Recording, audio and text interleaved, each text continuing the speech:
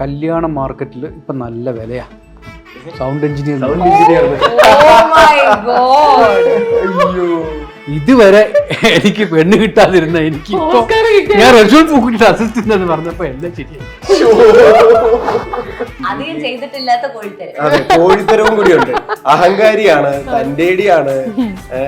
തന്റേടിയാണെന്ന് അഭിനയിക്കുന്ന ചില ആൾക്കാരുണ്ടല്ലോ, അതുപോലത്തെ ഒരാളാണ്. ഞാൻ നന്നായി ചെയ്തു എന്നാണ് പറഞ്ഞു വരുന്നത്.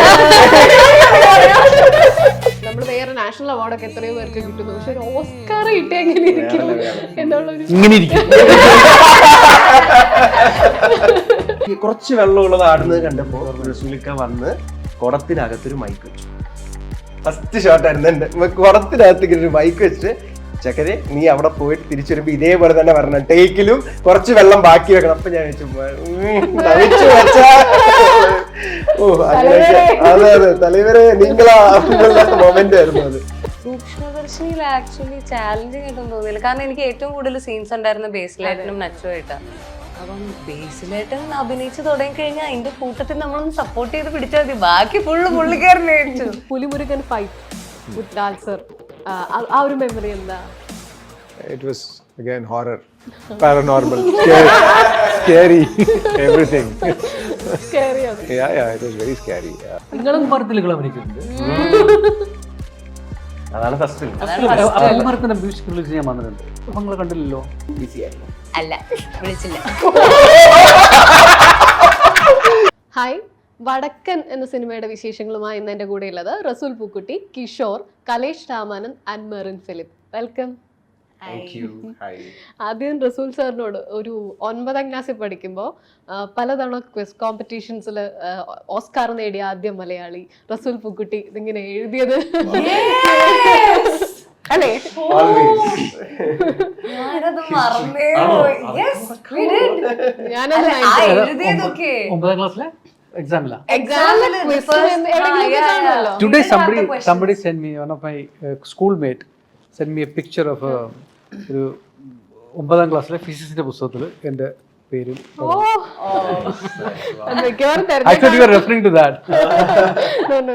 ഞങ്ങളൊക്കെ അല്ലേ ആ സമയം ആയിട്ട് തന്നെയാണോ?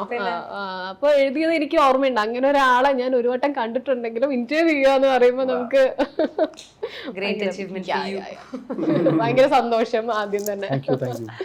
പിന്നെ ഞാനൊരു ഫാനാണ്. അപ്പൊ ഞാൻ നായകനിൽ നിന്ന് തന്നെ തുടങ്ങട്ടെ, എല്ലാവരുടെയും പെർമിഷനോടെ. നമ്മുടെ മനു നീതി ചോളനെയാണ് ഞങ്ങൾ ലാസ്റ്റ് മലയാളത്തിൽ കണ്ടിട്ടുണ്ടായിരുന്നത്, കണ്ണൂർ സ്ക്വാഡിൽ. അതിന്റെ ശേഷം ഇതില് രാമൻ എന്നുള്ള ഒരു ക്യാരക്ടർ എങ്ങനെ അതിലേക്ക് വരുന്നത്? Thanks to Sleeba, who's a friend of Sajid and me, a common friend. He actually got me into the cinema. Okay. I was really surprised by the choice because I would have expected a Malayali playing this role or a big star playing this role, but I don't know why and how they decided to cast me. It was an unusual casting. I don't know what is working for them. They have to answer all those questions, but I was really excited because this is a kind of a story which I would love to be a part of. The first attraction was this being a paranormal investigating thriller and being a paranormal investigator. That was what I always wanted to do. It's an interesting thing, interesting role to do. That was the first part of excitement. The second was the technical crew of this film. Rasool sir, K. Konakahara, big names. So it was wonderful to be a part of something in which so many experts are a part of. So all these things actually made me excited. Actually, are you interested in this kind of paranormal things and all? Yeah, I like it. I love it actually. Though I don't believe in it, I like it because all these things are a tool for a storyteller to tell a story. When it is an accepted format, it's easy to tell your stories through an accepted format and well appreciated, well accepted, a lot loved format. Yeah. So popular format. റസൂൽ sir സംവിധായകനൊക്കെ ആയതിനു ശേഷം ഒരു cinema ഇങ്ങനെയും കൂടെ വരുന്നത് അല്ലേ, audiography ചെയ്തിട്ട് എന്താണ്? Actually they started shooting before my film. So we were in one complex. So this bungalow was mine. We still remember that. The bungalow behind was these guys, Vadakan. Okay. And I finished my film. I edited it, released it. I am still working on this one. അത്രയും വർക്കുണ്ട് sir ഈ പറഞ്ഞില്ലേ? This is like paranormal. This is parallelly normal. You know, Rasool came, നമ്മുടെ ഡയറക്ടറും they are brothers. So Sajid. yes. This is my cousin. Even I didn't know that. But don't worry. Really? No, I didn't know that. Nice. From my. Nepo kids. He's a nepo kid. Nepo cousin. ഓ ഇപ്പൊ trending ആണ് Nepo cousin. അപ്പൊ പിന്നെ ചോദിക്കേണ്ട ആവശ്യമില്ല എങ്ങനെ ഇന്നായി എന്നുള്ളത് അല്ലേ? ഇത് I was supposed to produce this film long ago. Okay. Okay.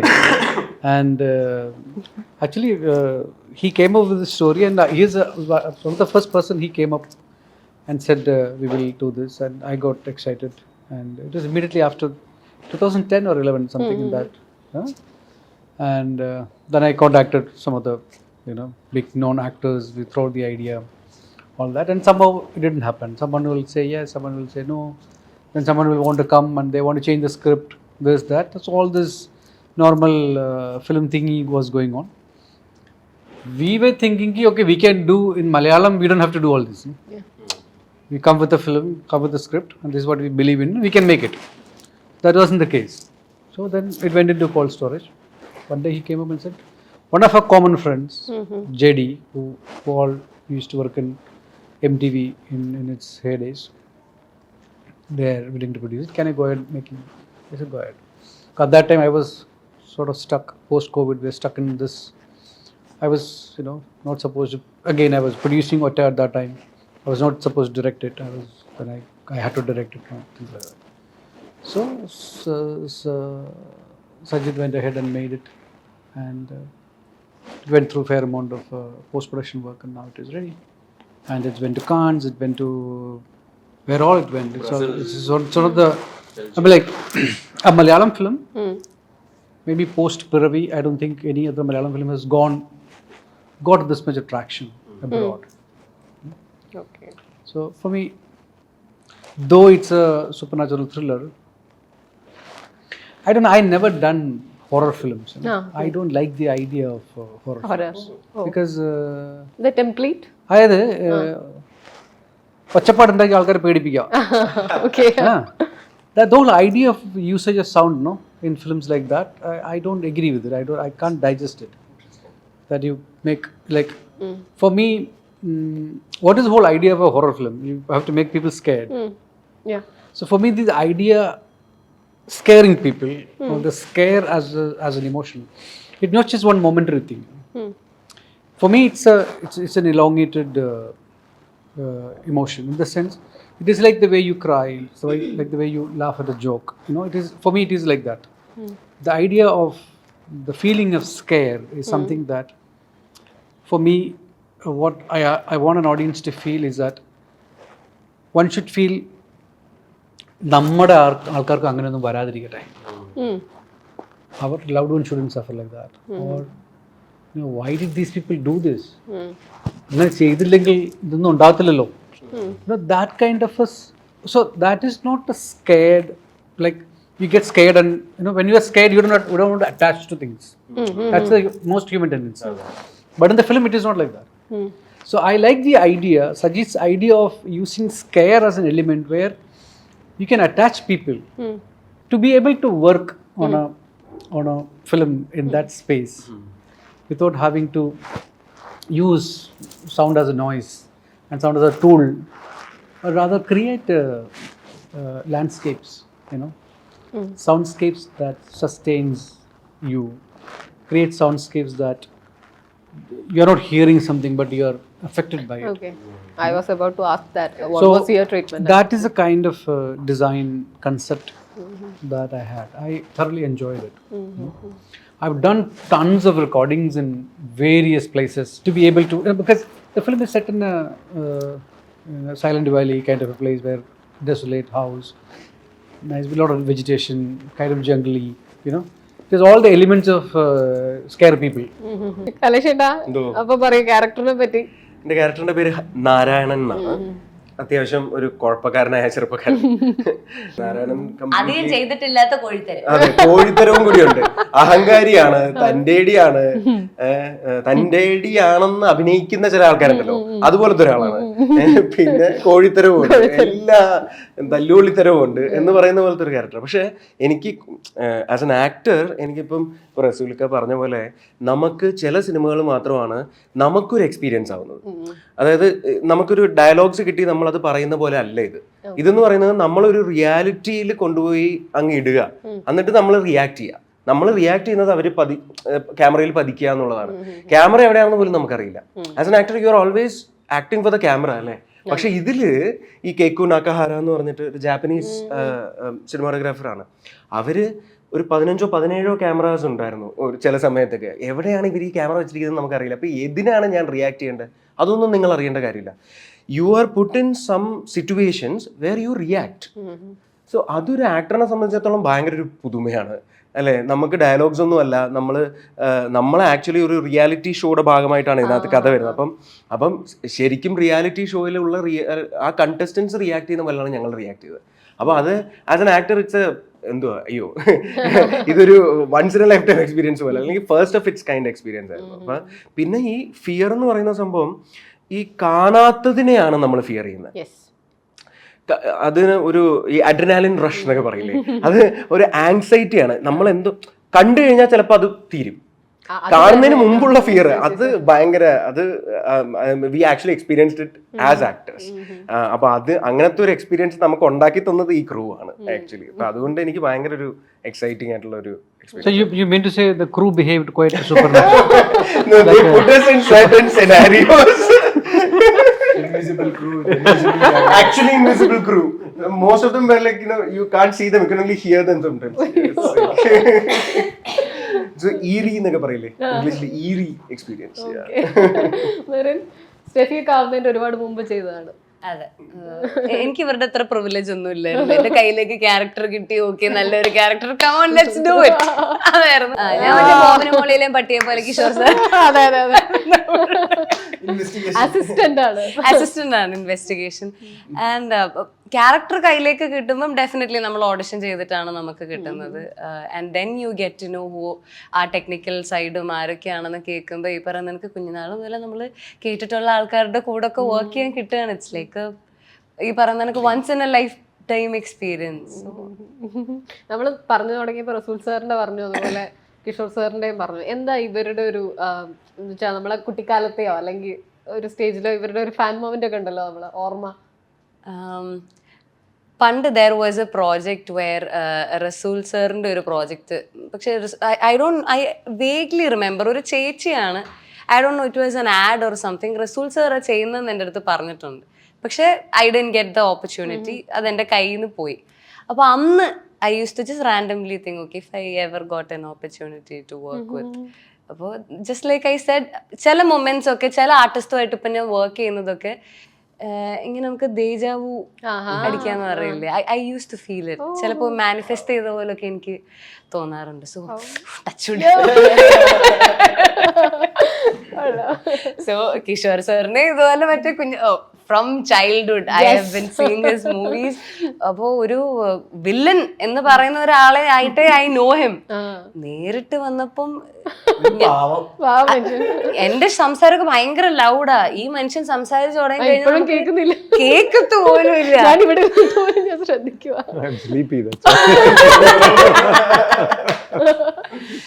So yes, ഇതൊക്കെ ഒരു ഭയങ്കര ലക്കാണ്. You know how everything comes to that one point. Paranormal occurrence. Manifested that day. Paranormal.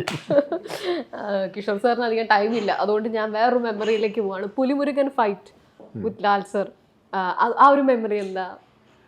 It was again horror, paranormal, scary, everything. Scary ആണ്. Yeah, it was very scary. The location itself was very dangerous. So I don't know why, because cinema is a make-believe art. I don't know why you have to say take so much risk, but Lal sir himself took so many risks. There is a shot in which he is supposed to come from behind. I have to pick him up. He has to go heads down, and then he has to lock my neck with his legs. I have to pull him like this, and he has to come up, and I have to go down and roll, and he has to stand. This is unimaginable. When the fight master was telling me, I looked at Lal sir and said, "No, I can't do this because I can't carry him." He was quite heavy at that time, and he has lost a lot of weight after that. And I had an injured finger also.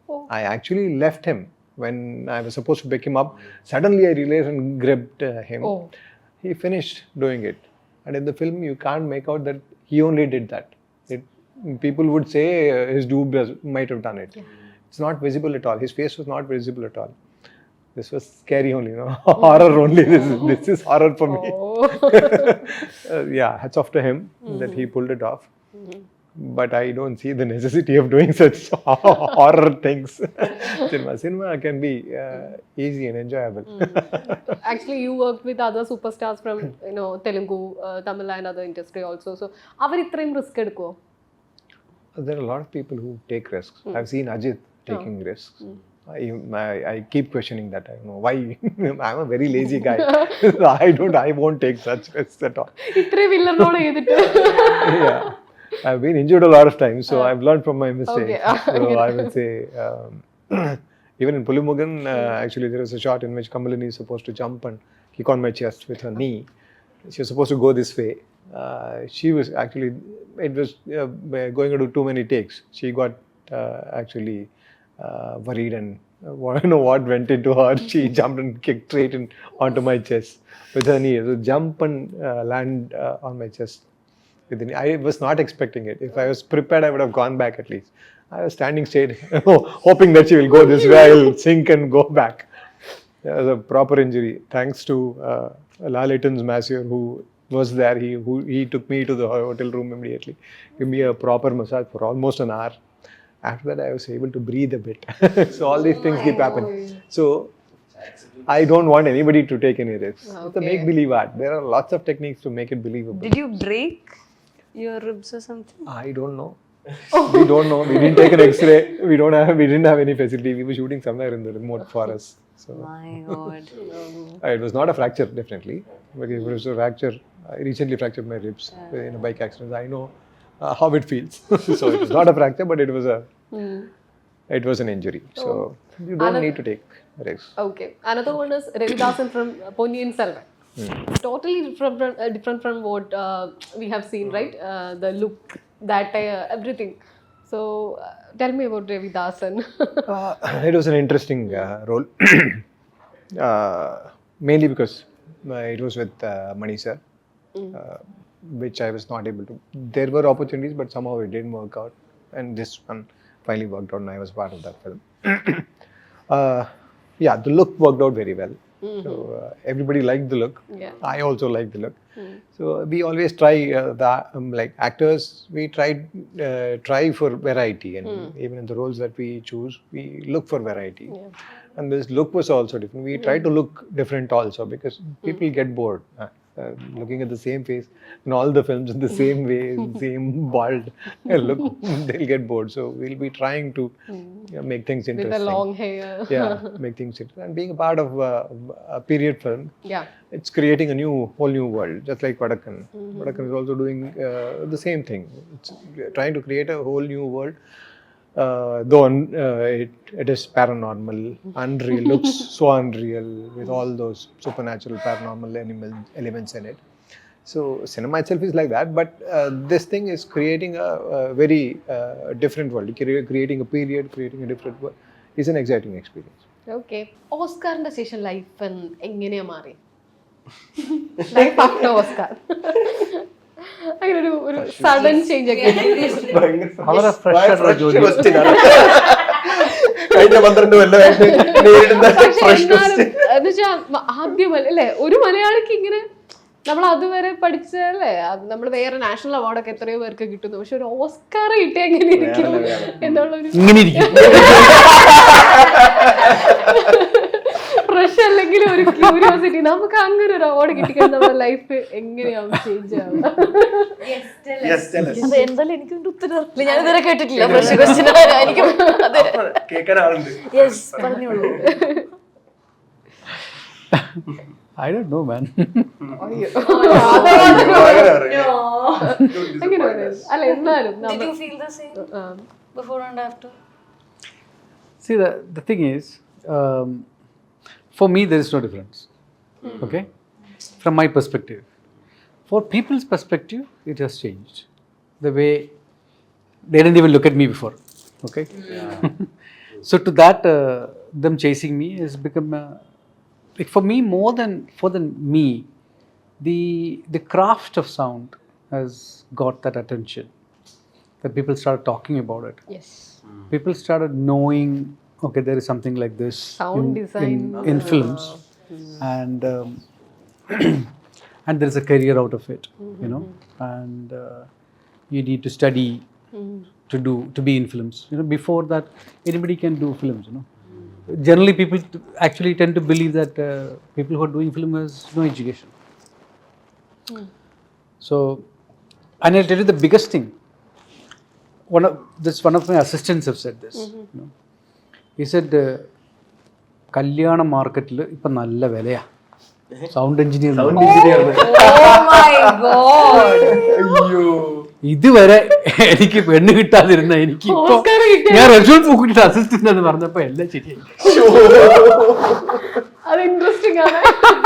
No, but on a serious note, he did inspire a lot of youngsters to take up sound as a career. Sound design, കാരണം എൻ്റെ തന്നെ friends കുറെ പേര് engineering കഴിഞ്ഞിട്ട് sound engineering പഠിക്കാൻ പോയി. Because I see a lot of people making such mistakes. I went to FTI. There's one girl who finished her doctor. She's studying for doctor. ശേഷം, yeah. She's doing something like that. Then I think For what? like more than Oscar changed your life, you changed so many others' lives. Gargi അപ്പം നമുക്ക് ഇടയ്ക്ക് വെച്ച് Gargi join ആയതാണ്. അപ്പൊ ഇവരൊക്കെ ക്യാരക്ടറിനെ പറ്റിയും പടത്തിനെ പറ്റിയൊക്കെ പറഞ്ഞുകൊണ്ടിരിക്കുകയായിരുന്നു. ഇതും നാരായണീന്റെ 3 ആൺമക്കളും ഇപ്പൊ റിലീസായി. അതും ആ സമയം തന്നെ ചെയ്തതായിരുന്നു അല്ലെ? ഒരു കിഡിലെ റോളായിരുന്നു. അപ്പൊ കൺഗ്രാറ്റ്സ്. ഇതിലതിനെ പറ്റി പറയൂ. ഇതില് എലീന എന്ന ക്യാരക്ടറിന്റെ പേര്. അപ്പം ലൈക്ക് യൂഷ്വലി ഇതിനു മുമ്പ് ഞാൻ ചെയ്തിട്ടുള്ള ക്യാരക്ടറെല്ലാം ഭയങ്കര സോഫ്റ്റ് സ്പോക്കൺ ആയിട്ടുള്ള ക്യാരക്ടേഴ്സാണ്. അപ്പോൾ ഇതിലെനിക്ക് ഇഷ്ടപ്പെട്ടത് തന്നെ ഭയങ്കര മറ്റേ എന്തും വിളിച്ചു പറയാനൊക്കെ ധൈര്യമുള്ള ഇങ്ങനെ പൊട്ടിത്തെറിച്ചൊരു സാധനം. അപ്പം ലൈക്ക് ഇടുക്കി സൈഡിൽ നിന്നൊക്കെ ഭയങ്കര ഒരു റൂറൽ ഏരിയയിൽ നിന്ന് വന്ന് ഈ എക്സ്പോഷറിനോട് ഭയങ്കര ആഗ്രഹമുള്ള സിനിമ എന്നൊക്കെ പറഞ്ഞ് അതിൻ്റെ ഒരു ഗ്ലാമറസ് വേൾഡിനോട് ഭയങ്കര അട്രാക്റ്റഡ് ആയിട്ടുള്ളൊരു ക്യാരക്ടറാണ്. ഇതിലൂടെ she can get into that world എന്നൊക്കെ ആഗ്രഹിച്ച് ഇതിലേക്ക് വരുന്നൊരു ക്യാരക്ടറാണ്. യെസ്. ഇനി ഒരു കഥയുണ്ട്. നമ്മള് ഓണാക്കുന്നതിന് മുമ്പ് പറഞ്ഞിട്ടുണ്ടായിരുന്നു കലേഷ് ചേട്ടനെ പറ്റി സാറിന് പറയാനുള്ള ഒരു കഥ. കുഞ്ഞനന്തന്റെ കടയിൽ നിന്നൊരു പയ്യനെ ഞാൻ പറഞ്ഞില്ല, നിങ്ങൾ ഇവർ സിനിമ ഷൂട്ട് ചെയ്യുമ്പോൾ നമ്മൾ ഒറ്റ പ്ലാൻ ചെയ്തുകൊണ്ടിരിക്കുക. അപ്പോൾ ഈ കാസ്റ്റിംഗ് ഒന്നും ഞാൻ ഒന്നും ഇടപെട്ടിട്ടില്ല, ഞാൻ നോക്കിയിട്ടില്ല ആരൊക്കെയൊന്നും എനിക്ക് അറിയത്തില്ല. അപ്പം സജിത്ത് വരും, വൈകുന്നേരം ആ താഴത്തെ വീട്ടിൽ നിന്ന് നടക്കാനായിട്ട് മുകളിലേക്ക് വിട്ട് വരുമ്പോൾ എൻ്റെ അടുത്ത് കാര്യങ്ങൾ പറഞ്ഞിട്ട് പോകും. ഞാൻ സിനിമ ഫസ്റ്റ് ഇടിച്ച് ഞാൻ കണ്ടോണ്ടിരിക്കണം, എടാ ഇവ മറ്റവനല്ലേ നമ്മുടെ കുഞ്ഞനൻ്റെ കടയിലെ പയ്യനല്ലേ സുഗു അന്ന്. So for me he was A very likeable boy. And see him in this, it's like irritating fellow. അടി കിട്ടുപോയിട്ടുണ്ട്. അന്നേ ഞാൻ നന്നായി ചെയ്തു എന്നാണ് പറഞ്ഞു വരുന്നത്.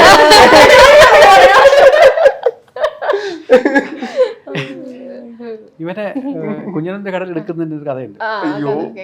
പാലക്കാട് ഇവനെ നമ്മൾ കാസ്റ്റ് ചെയ്തിട്ടില്ല, സെറ്റിലേക്ക് വാദം കണ്ടൊക്കെ വിളിച്ചിട്ടുണ്ട്. സലീം അഹമ്മദ്. അപ്പം സലീം അപ്പം ഞങ്ങളൊരു ദിവസം ഇങ്ങനെ ഷൂട്ട് ചെയ്തുകൊണ്ടിരിക്കുമ്പോൾ സലീം എന്ന് പറഞ്ഞ് ആ കട എനിക്ക് പയ്യനല്ലേ, ആ പയ്യൻ അവനെ ഒന്ന് നോക്കിക്കും, അവനെങ്ങനെ ഉണ്ടാവും നമ്മുടെ മറ്റേ സുഗുവിൻ്റെ സുഗു ഏത് സുഗു മറ്റേ വെള്ളമൊക്കെ കൊരിക്കൊണ്ടിരുന്ന പയ്യനല്ലേ കടല, ആ പയ്യൻ്റെ റോളിൽ അവനങ്ങനെ ഉണ്ടാവും. അപ്പം ഇവനെ ഏതൊക്കെ ഒരു പന്ന ഉടുപ്പൊക്കെ കൊടുത്തേക്ക് നിർത്തിയിരിക്കുക, മുടിയൊക്കെ മുറിച്ചിട്ട് നിൽക്കാം. അപ്പം ഞാൻ ഇത് ഇങ്ങനെ അതുവരെ അവിടെ നിന്ന് സെറ്റിൽ നിന്ന് ഏതൊരു പയ്യൻ എന്ന് നമ്മൾ കരുതുള്ളൂ. സംഭവം ഇതിൻ്റെ ക്യാരക്ടർ എന്ന് പറയുമ്പോൾ നമ്മൾ കണ്ടിട്ട് നോക്കുമല്ലോ. അപ്പം ഇങ്ങനെ നോക്കിയപ്പോൾ പുള്ളിക്കാരൻ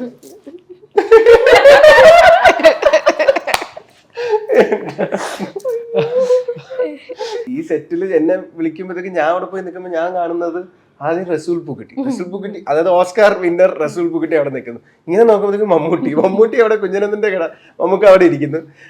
സലീമിക്കയും അപ്പോഴാണ് നാഷണൽ അവാർഡ് വിജയിച്ചിട്ട് അടുത്ത് ചെയ്യുന്ന പടം. അത് കഴിഞ്ഞ് അടുത്തിരിക്കുന്ന ആരാന്ന് നോക്കിയപ്പോൾ മധു അമ്പാട്ട്.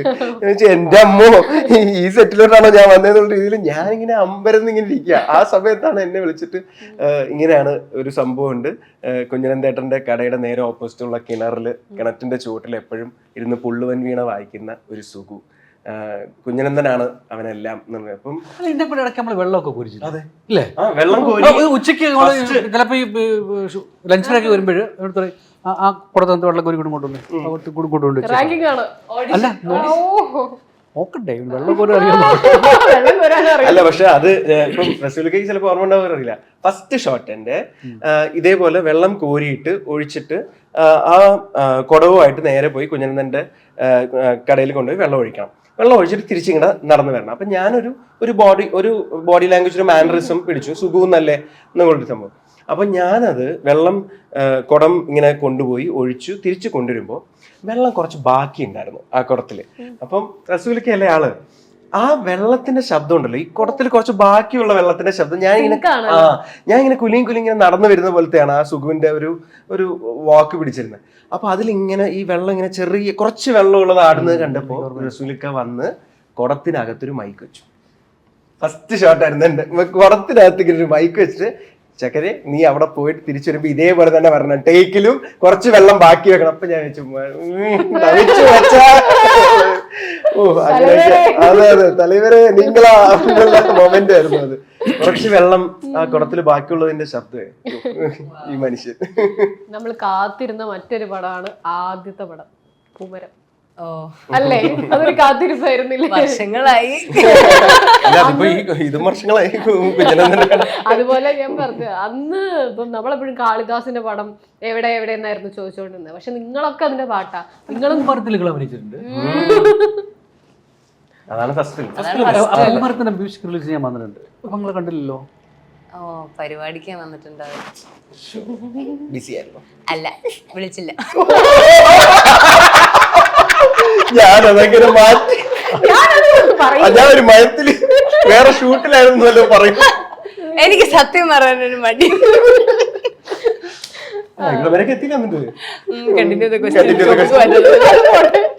അല്ല, എന്നിട്ട് ആ അപ്പൊ നമ്മൾ എല്ലാരോടും പറഞ്ഞല്ലോ നമ്മൾ പടം ചെയ്തു, പക്ഷെ ഇത് വരുന്നില്ലല്ലോ. കാളിദാസ് ജയറാം അനുഭവിച്ച അതേ പ്രശ്നം നിങ്ങളൊക്കെ അനുഭവിക്കുന്നുണ്ടാവുമല്ലോ. ഇല്ല, അതില് പിന്നെ ക്യാരക്ടർ കുറവായതുകൊണ്ട് അധികം അങ്ങനെ ആർക്കും ഞാൻ പ്രതീക്ഷ കൊടുത്തിരുന്നില്ല. നമുക്കുണ്ടാവില്ല ഇത് എപ്പോഴാ വരും നമ്മളെ കാണാൻ അങ്ങനെ. പിന്നെ ഫസ്റ്റ് പിക്ചർ ആകുമ്പം എത്രത്തോളം നമ്മൾ ഉണ്ടാവും എന്നൊന്നും അറിയില്ലല്ലോ. സോ ഇങ്ങനെ 50-50. പിന്നെ എക്സൈറ്റഡ് ആണ്. യെസ്, ചെറിയൊരു ഭാഗമാണെങ്കിൽ പോലും ഇങ്ങനെ ഞാൻ ഫ്രണ്ട്സിന്റെ അടുത്തൊക്കെ പറയാം, എടി ഒരു ആ ഗ്രേപ്പ് വൈൻ ഇട്ട് വരുന്ന കുട്ടി നടക്കുമ്പോ നീ ശ്രദ്ധിക്കണം ഞാനായിരിക്കും. അപ്പൊ ഫസ്റ്റ് മൂവി എന്ന് പറയുമ്പോൾ ഭയങ്കര എക്സൈറ്റഡ് ആയിരുന്നു. പിന്നെ ഒരു ഗ്യാപ്പ്, ആ ലാഗ് വരുന്നതിനനുസരിച്ച് ഐ ഗെസ് നമുക്ക് എല്ലാവർക്കും ഒരു ഫ്രസ്ട്രേഷനും മടുപ്പും വരും. പിന്നെ പെട്ടെന്നാണ് വീണ്ടും റിലീസ് പറഞ്ഞത്. പിന്നെ ഹാപ്പി സർദാർ ആയിരുന്നു അല്ലേ? അങ്ങനെ ഞങ്ങളുടെ സ്റ്റെഫി വരെ നിൽക്കുന്നു. എന്താ ഏറ്റവും ചാലഞ്ചിങ് ആയി തോന്നിയ സ്റ്റെഫിയില്, അല്ലെങ്കിൽ സൂക്ഷ്മദർശിനിയില് ഒരു സീനാണെങ്കിലോ? സൂക്ഷ്മദർശിനിയിൽ ആക്ച്വലി ചാലഞ്ചിങ് ആയിട്ടൊന്നും തോന്നിയില്ല. കാരണം എനിക്ക് ഏറ്റവും കൂടുതൽ സീൻസ് ഉണ്ടായിരുന്ന ബേസിലേട്ടനും നച്ചുമായിട്ടാ. അപ്പം ബേസിലേട്ടൻ അഭിനയിച്ച് തുടങ്ങി കഴിഞ്ഞാൽ അതിന്റെ കൂട്ടത്തിൽ നമ്മളൊന്ന് സപ്പോർട്ട് ചെയ്ത് പിടിച്ചാൽ മതി, ബാക്കി ഫുള്ള് പുള്ളിക്കാരനെ അയച്ചു. So it is nothing challenging. വടക്കിനെ പറ്റി ചോദിക്കും. വടക്ക് കഴിഞ്ഞിങ്ങനെ നമുക്കൊരു കുഞ്ചനത്തിന്റെ കട കഴിഞ്ഞ് പിന്നെ കുറേ നാള് കഴിഞ്ഞാൽ ആഡ് ചെയ്തു. ഇനി പിന്നെ കുറേ നാള് കഴിഞ്ഞിട്ട് വേറെ സിനിമ, നമുക്കൊന്നും പറയാനില്ല. വടക്കം കുറെ നാൾ കഴിഞ്ഞ് ഞങ്ങൾക്ക് ചോദിക്കാലോ. അപ്പൊ സർ ഇന്നും ഓസ്കാറിനെ പറ്റി ചോദിക്കുന്നില്ലേ? അതെ, അതേപോലെ വടക്കം ചോദിക്കും. അത് വിട്ടുപിടിക്കൂ. അപ്പൊ ഒന്ന് സാറിനോട് വടക്കന്റെ എക്സ്പെക്ടേഷൻ എന്താ? എങ്ങനെയായിരിക്കും പ്രേക്ഷകർ സ്വീകരിക്കുക? പ്രേക്ഷകർ എങ്ങനെ സ്വീകരിക്കും എന്ന് എനിക്കറിയത്തില്ല. അത് ഒരു സിനിമയ്ക്കും അങ്ങനെ നമുക്കൊരു പ്രൊഡിക്ഷൻ ചെയ്യാൻ പറ്റില്ല. പക്ഷേ ഒരു ഹൊറർ സ്പേസിലുള്ള സിനിമകൾ pretty much all the films in Malayalam, it has worked very well. That's a kind of history. അതുകൊണ്ട് ഇത് വർക്കാണെന്നല്ല ഞാൻ പറയണേ. പക്ഷെ എന്നാൽ ഇതൊരു ഹൊറർ സിനിമ അല്ല, ഒരു ഹൊറർ സിനിമ അല്ല. ഇറ്റ്സ് എ വെരി ബിലീവബിൾ സ്പേസിലുള്ള ഒരു സൂപ്പർ നാച്ചുറൽ ത്രില്ലറാണ്. പിന്നെ ഒരു യൂത്ത്ഫുൾ എക്സ്യൂബറൻസ് സിനിമയ്ക്കകത്തുണ്ട്, അതിൻ്റെ പരിണത ഫലങ്ങളും ഇതിനകത്തുണ്ട്. പക്ഷേ ഇതെല്ലാം കൂടെ കണക്ട് ചെയ്യുന്ന ഒരു വളരെ ട്രഡീഷണൽ ഒരു ആർട്ട് ഫോമും ഒക്കെ ആയിട്ട് ബന്ധപ്പെട്ട ഒരു സീമിംഗ്ലി ബിലീവബിൾ പീരിയോഡിക് ബാക്ക്ഡ്രോപ്പിൽ വരുന്നൊരു സിനിമയാണ്. So I think let me just read my audience. Pushpa 2 worked everywhere, all over the world. As a film it worked. Malayalis rejected it because we can't take it, because it is beyond our belief, whatever has happened. Though I loved it. So Malayalis, if it goes beyond their realm of believability, relatability, they reject the film. I don't fear about Vadakan like that. അപ്പോൾ വടക്കൻ എല്ലാവിധ ആശംസകളും. Thank you so much. Thank you. Thank you.